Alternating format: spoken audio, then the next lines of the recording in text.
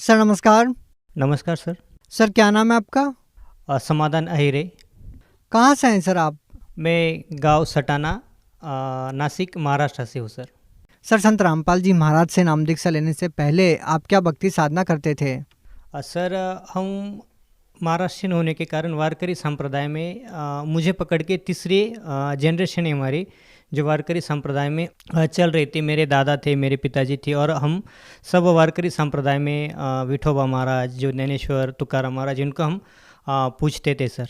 तो सर, हम वारकरी संप्रदाय को छोड़ के फिर 1994 में हम राधा स्वामी पंथ से जुड़े। जब मैं 5वीं कक्षा में था तो वहाँ काफ़ी भक्ति करी, और उसके बाद 1996 में मुझे मेरे पिताजी ने वहाँ मतलब डोनेट कर दिया, मतलब भेंट कर दिया राधा स्वामी पंथ में प्रचारक के रूप पे।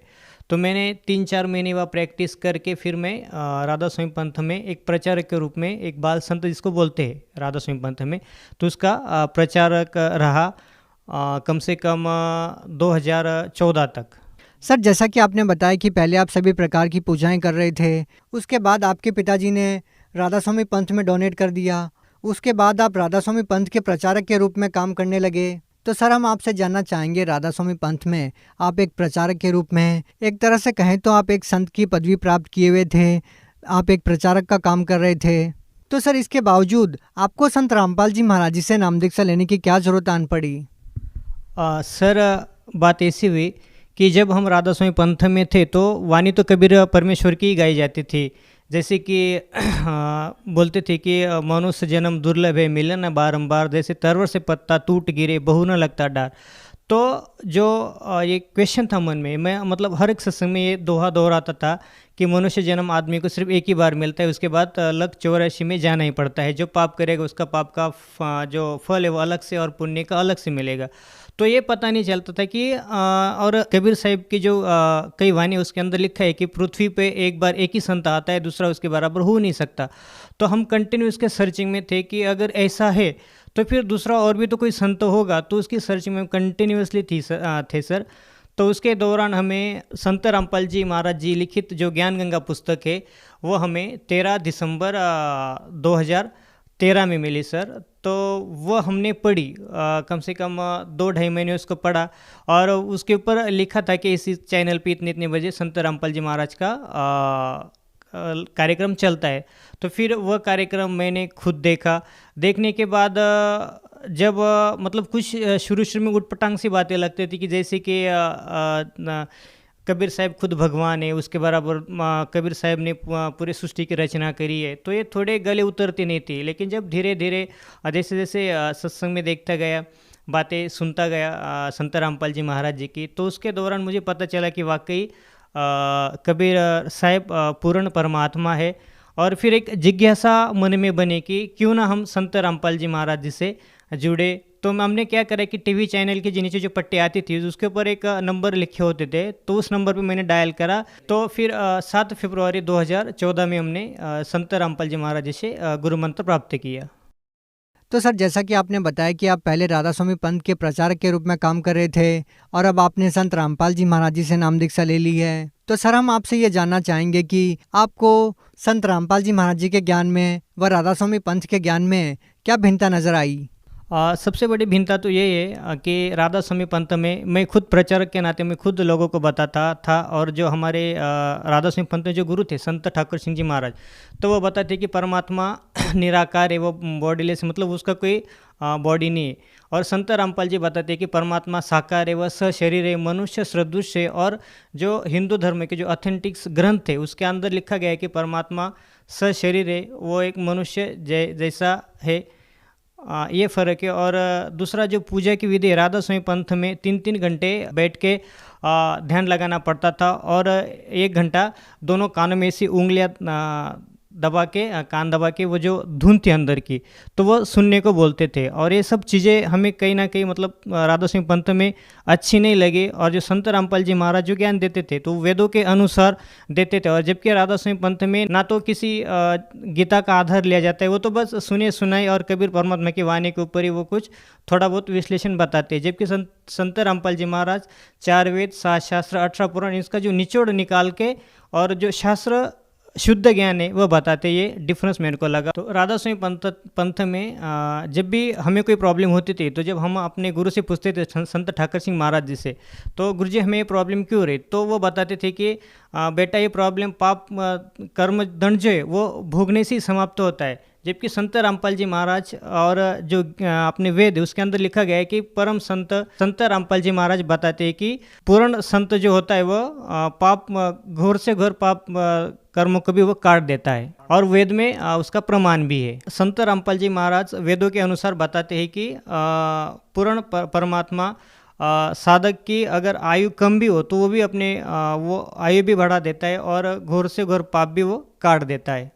सर, जैसा कि सभी लोग जानते हैं कि हिंदू धर्म में एक मान्यता है कि गुरु नहीं बदलना चाहिए, गुरु बदलना पाप है। तो सर, पहले आपने राधा स्वामी पंथ के संत ठाकर सिंह जी महाराज से आपने नाम दीक्षा ले रखी थी, और अब आपने संत रामपाल जी महाराज जी को गुरु बना लिया है। तो सर, आपको कहीं ना कहीं ये नहीं लगता कि गुरु बदल के आपने कोई पाप किया?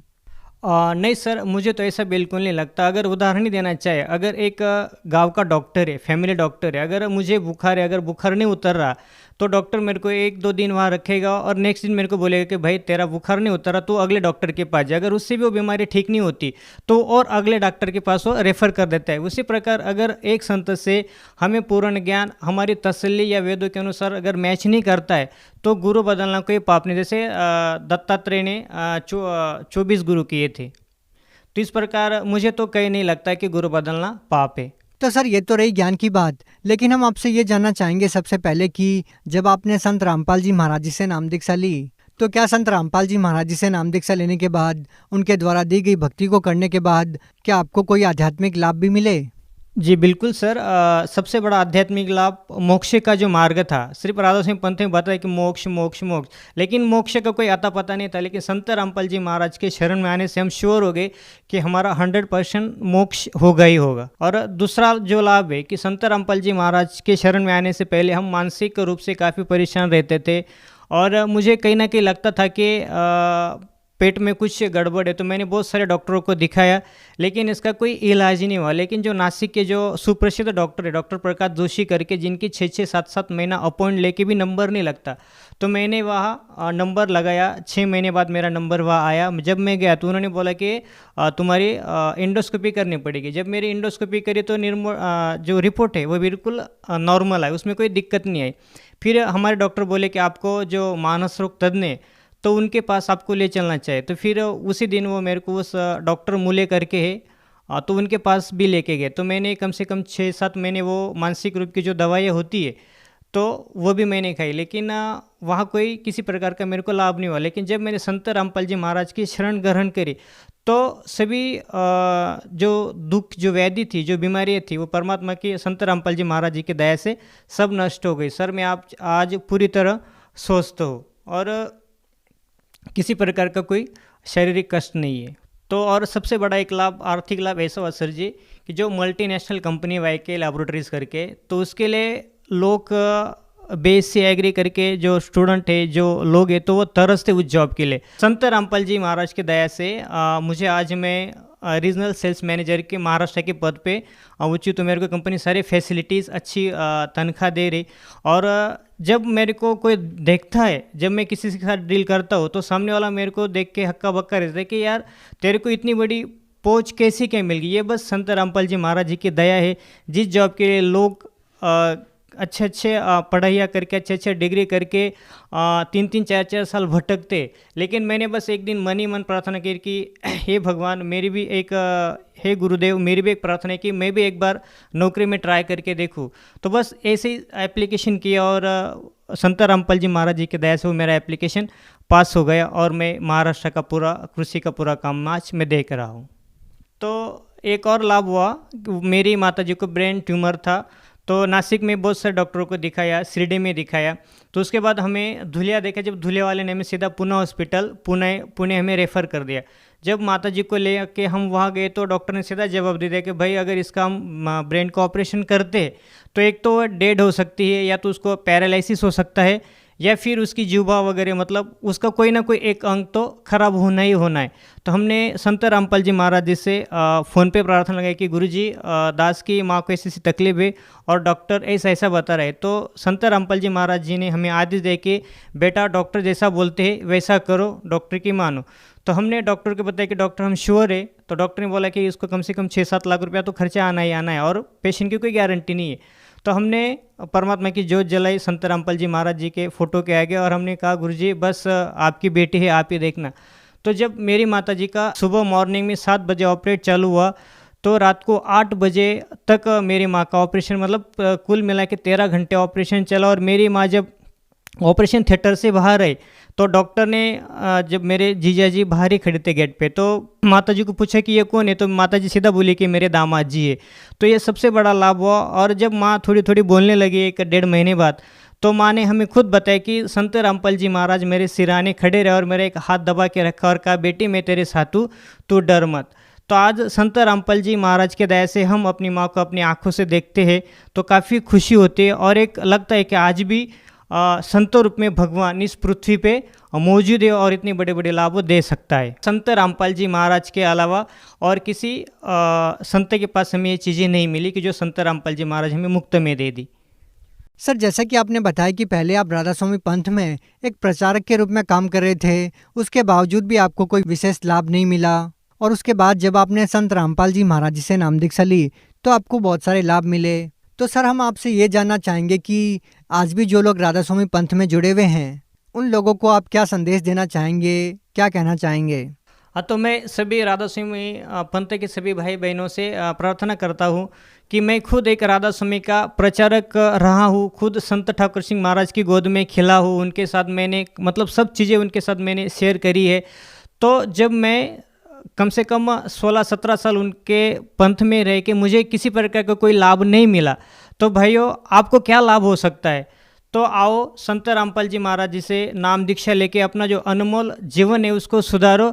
और साक्षात भगवान के रूप में संत रामपाल जी महाराज अभी प्राइम टाइम पृथ्वी पे आए हुए हैं। तो आओ उनसे नाम दीक्षा ग्रहण करो और अपना जीवन सफल करो। सर, जो व्यक्ति संत रामपाल जी महाराज जी से नाम दीक्षा लेना चाहेगा वो उनसे नाम दीक्षा कैसे ले सकता है? संत रामपाल जी महाराज जी के प्रवचन बहुत सारे टीवी चैनलों पे आते हैं। उनके नीचे एक पट्टी चलती है, फ्लैश होती है, उसके नीचे जो नंबर कॉन्टैक्ट नंबर दिए गए उनके ऊपर कॉल करके हर एक डिस्ट्रिक्ट में, चाहे वो महाराष्ट्र हो, गुजरात हो, राजस्थान, मतलब हर एक राज्य के हर एक डिस्ट्रिक्ट में संत रामपाल जी महाराज जी के दया से नामदान सेंटर खुले हुए हैं। आप वहाँ कॉन्टैक्ट करके नाम दीक्षा प्राप्त कर सकते हैं। सर, आप महाराष्ट्र के लोगों को अपनी मराठी भाषा में क्या कहना चाहेंगे? मी सगळ्या भाविक भक्तांना मराठीत एकच प्रार्थना करतो आहे की मनुष्य जन्म हा परत परत मिळणार नाही आहे। कारण एक तुकाराम महाराजांचं एक अभंग आहे, नको नको मना गुंतू माया जाळी, काल आला जवळी ग्रासावा, या काळाची ही उडी पडेल बा जेव्हा, सोडविना तेव्हा माय बाप। जर काळाची उडी, मग संत तुकाराम महाराजांना काळ या शब्दाची वापरायची काय गरज पडली?